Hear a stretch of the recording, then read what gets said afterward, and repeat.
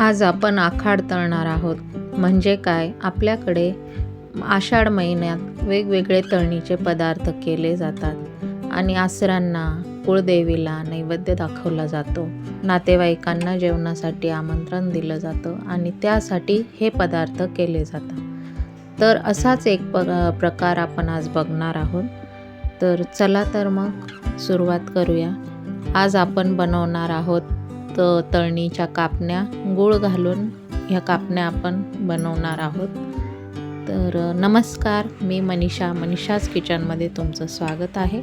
तर त्यासाठी आपण इथे घेणार आहोत तर 2 वाटी पाणी ठेवलं आहे मी गॅसवर गरम करण्यासाठी. त्यात घालणार आहोत आपण 1 वाटी गूळ. गूळ टाकल्यानंतर तो आपल्याला व्यवस्थित मिक्स करून घ्यायचा आहे. पाणी गरम झालं की मग गूळ व्यवस्थित वितळेल त्यात. तर गूळ आपल्याला वितळून घ्यायचा आहे. पाणी गरम झालं की गॅस बंद करते. तोपर्यंत इतर साहित्य एकत्र करून घेते. तर इथे मी घेतलं आहे 2 वाटी गव्हाचं पीठ. त्यामध्ये मी घालणार आहे अर्धी वाटी बेसन पीठ. बेसन पीठ टाकून झालं की आता त्यात टाकू आपण पाव चमचा मीठ. मीठ कमीच टाकायचे कारण ह्या कापण्या आपल्याला गोड बनवायच्या आहेत, म्हणून फक्त चवीपुरतं मीठ टाकायचं आहे आपण. यात मी एक छोटा तुकडा जायफळ घेतलेला आहे, ते किसून घालून घेते. जायफळमुळे कापण्यांना चव खूप छान येते, म्हणून जायफळ आवर्जून घाला. आता मी घेणार आहे इथे सुंठ पावडर. अर्धा चमचा सुंठ पावडर मी यात टाकून घेते आहे. त्यानंतर मी इथे घेणार आहे बडीशेप. बडीशेप मी थोडी कुटून घेतली आहे, त्याच्यामुळे त्याची चव छान येते.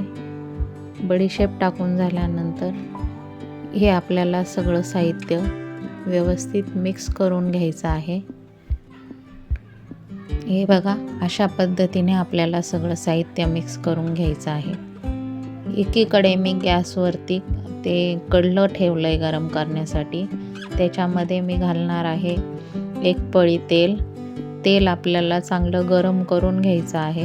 हे बघा, अशा पद्धतीने तेल गरम आहे म्हणून ते लगेच हाताने मिक्स करायचं नाही.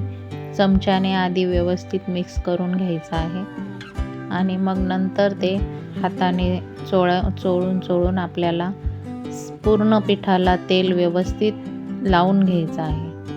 तेल सगळ्या पिठाला लागलं पाहिजे, यासाठी आपल्याला हाताने त्याच्या गठुळ्या मोडून व्यवस्थित एकत्र करून घ्यायचं आहे सगळं. गरम तेल टाकल्यामुळे बडीशेपचा सुगंध छान येतोय.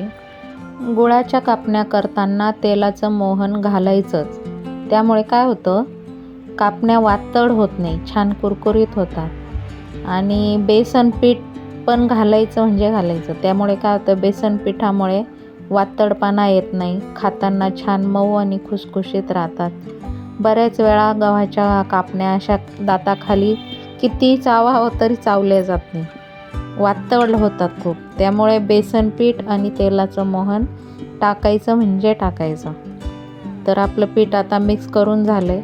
त्यात आपण गुळाचं जे पाणी गरम केलं होतं त्यात आता गूळ व्यवस्थित वितळला आहे. ते आपण गाळणीने गाळून टाकून घेतो आहे. कारण गुळामध्ये बऱ्याच वेळा कचरा घाण असते, म्हणून पाणी घेताना गाळूनच घ्यायचं आहे. आता पाणी टाकून झाल्यानंतर आपण व्यवस्थित चमच्याने मिक्स करून घेऊ. पाणी जरा गरम होतं आणि गरमच पाणी घ्यायचं आहे थोडंसं, खूप गार होऊ द्यायचं नाही.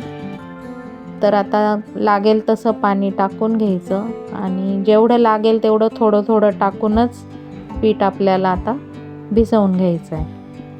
तर हे बघा, अशा पद्धतीने गरम असल्यामुळे मी आधी चमच्याने मिक्स करून घेतलं. आता तुम्हाला मळून दाखवते सगळं. तर हे बघा, अशा पद्धतीने आपल्याला खूप कडक गोळा बनवायचा नाही आणि खूप आसट बनवायचा नाही. मीडियम मध्यम असा मऊ गोळा आपल्याला बनवून घ्यायचा आहे. हे बघा, अशा पद्धतीने आपल्याला खूप निबर नाही भिजवायचं पीठ, व्यवस्थित मध्यमच भिजवायचं आहे. तर अशा पद्धतीने आपल्याला भिजवून घ्यायचं आहे पीठ. बघा, आपलं पीठ आता तयार झालेलं आहे. बघा, अशा पद्धतीने दाबलं गेलं पाहिजे. तर पोळपाटाला थोडंसं तेल लावून चपातीपेक्षा थोडीशी जाड अशी पोळी आपल्याला लाटून घ्यायची आहे। हे बघा, अशी पोळी आपल्याला करून घ्यायची आहे। आता मी घेणार आहे यामध्ये ही खसखस घेतली आहे मी। खसखस वरून टाकायची म्हणजे कापण्यांना तळल्यानंतर छान दिसते ती खसखस वरून। राहिलेली पोळी जेव्हा आपण लाटू तेव्हा ती खसखस बरोबर त्याच्यामध्ये प्रेस होऊन जाते। हे बघा, अशा पद्धतीने आपल्याला आता लाटणं फिरवून आणि ती त्यात प्रेस करून घ्यायची आहे। तर आपल्या आता तयार आहे पोळी। आता आपण त्याच्या कापण्या बनवून घेऊ। ह्या कापण्या हवाबंद डब्यात भरून ठेवल्या की मग त्या अगदी 15 दिवस पण राहतात। प्रवासात नेण्यासाठी सुद्धा हा उत्तम पर्याय आहे। जर आपल्याला कुठे बाहेर गावी 2-4 दिवसासाठी जायचं असेल तर तेव्हा हवाबंद डब्यात भरून आपण हे नेऊ शकतो।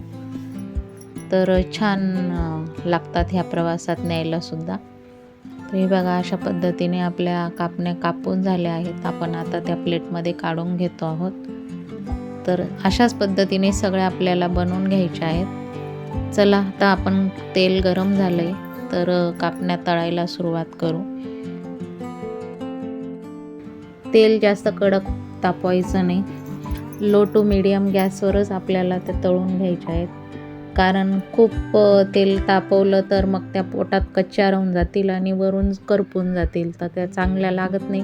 कारण त्या गुळाच्या आहेत त्याच्यामुळे त्या करपून गेल्यावर कडवट चव त्यांची येते आणि मग त्या खायला चांगल्या नाही लागत। तर मग गॅस कमीच ठेवायचा आहे, तेल थोडंसं कमीच तापवायचं आहे आणि अशा पद्धतीने थोड्या थोड्या सोडून आपल्याला त्या कापण्या तळून घ्यायच्या आहेत। तळत असताना त्यांना असं सारखं मध्ये मध्ये ढवळत राहायचं म्हणजे त्या एकसारख्या सोनेरी रंगावर तळल्या जातील। नाही तर मग कुठे पांढऱ्या कुठे करपट अशा दिसतील। सगळ्या बाजूनी शिजल्या जातील आणि खूप छान अशा सोनेरी रंगावर तळल्या जातील। तर हे बघा, अशा पद्धतीने सारखं थोडं थोडं चाळत राहायचं आहे त्यांना। तर आपल्या कापण्या आता तळून झाल्या, त्या आपण आता काढून घेऊ। तुम्हाला माझी रेसिपी कशी वाटली कमेंटमध्ये नक्की सांगा। रेसिपी आवडली असेल तर रेसिपीला लाईक करा, शेअर करा, चॅनलला सबस्क्राईब करा। अजून कुठली रेसिपी जर तुम्हाला बघायची असेल तर तेही कमेंटमध्ये सांगा। व्हिडिओ शेवटपर्यंत बघितला त्याबद्दल धन्यवाद।